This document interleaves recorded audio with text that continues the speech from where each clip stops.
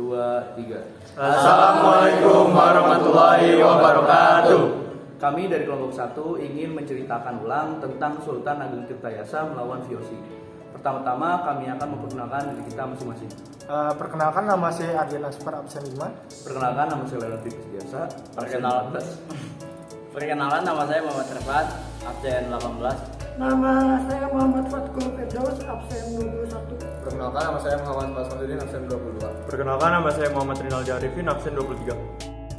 Pada zaman dahulu, Banten mempunyai lokasi yang cukup strategis sebagai salah satu pusat perdagangan internasional.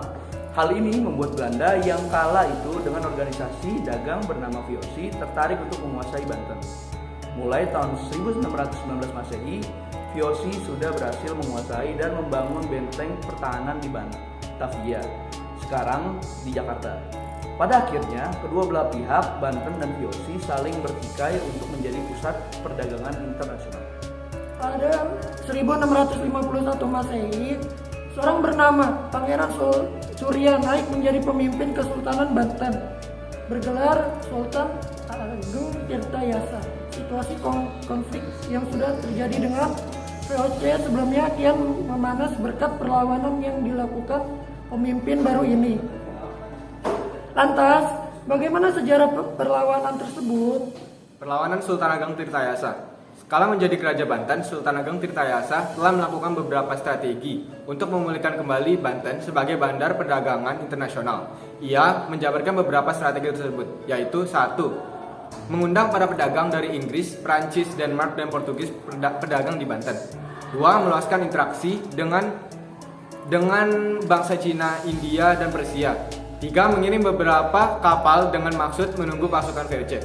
4. Membuat saluran irigasi sepanjang sungai ujung Jawa sampai Pontang yang ditujukan sebagai persiapan suplai perang dan pengairan sawah. Akan tetapi, pengangkatan Sultan Haji ini membawa keuntungan kepada VOC. Berkat dukungan VOC, Sultan Haji justru merebut kekuasaan Banten dan menjadi raja di Istana Surosowan pada tahun 1681 Masehi. Sebagai imbal balik dukungan VOC, Sultan Haji harus menandatangani perjanjian. Isinya Kesultanan Banten mesti memberikan daerah Cirebon kepada VOC. Monopoli lada di Banten diambil alih VOC, dan pasukan Banten yang ada di pantai Priangan harus ditarik mundur. Terakhir, VOC meminta Rp600.000 jika Banten nantinya mengingkari perjanjian yang telah disebutkan.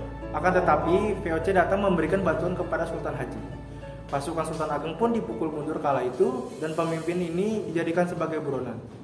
Ia bersama para pengikutnya melarikan diri ke Rangka Sabitung dan melakukan perlawanan selama kurang lebih setahun lamanya. Pada tahun 1683 Masehi, Sultan Ageng Tirtayasa tertangkap karena ditipu oleh VOC. Ia ditahan oleh Belanda, dipenjara di daerah Batavia sampai 1692, tepat ketika dirinya menutup usia.